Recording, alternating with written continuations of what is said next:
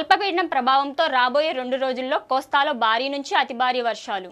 ఉపరితల ఆవర్తనం ప్రభావంతో ఉత్తరాంధ్ర, దక్షిణ ఒడిశా తీరాలకు ఆనుకుని ఉన్న పశ్చిమ మధ్య వాయువ్య బంగాళాఖాతంలో అల్పపీడనం ఏర్పడిందని విపత్తుల నిర్వహణ సంస్థ మేనేజింగ్ డైరెక్టర్ ప్రాఖర్ జైన్ తెలిపారు. ఇది పశ్చిమ వాయువ్య దిశగా కదులుతూ తదుపరి రేపు వాయుగుండంగా బలపడే అవకాశం ఉందన్నారు.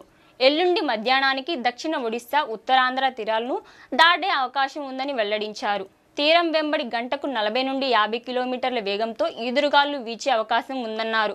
బుధవారం వరకు మత్స్యకారులు సముద్రంలో వేటకు వెళ్లరాదని సూచించారు. అల్పపీడన ప్రభావంతో రాబోయే 2 రోజులు కోస్తాలో అక్కడక్కడ భారీ నుంచి అతి భారీ వర్షాలు, అలాగే రాయలసీమ జిల్లాలో తేలికపాటి నుంచి మోస్తారు వర్షాలు కురిసే అవకాశం ఉందన్నారు. ఇప్పటికే ప్రభావం చూపే జిల్లాల అధికార యంత్రాంగాన్ని అప్రమత్తం చేసినట్లు ప్రాఖర్ జైన్ వెల్లడించారు. రానున్న 2 రోజుల వాతావరణం క్రింది విధంగా ఉండనున్నట్లు విపత్తుల నిర్వహణ సంస్థ ఎండీ ప్రాఖర్ జైన్ వివరించారు.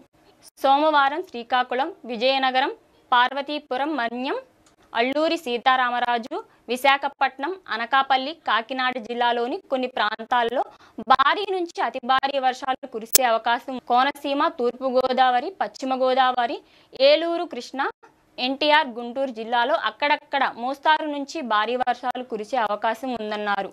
మిగతా జిల్లాలో తేలికపాటి నుంచి మోస్తారు వర్షాలు కురిసే అవకాశం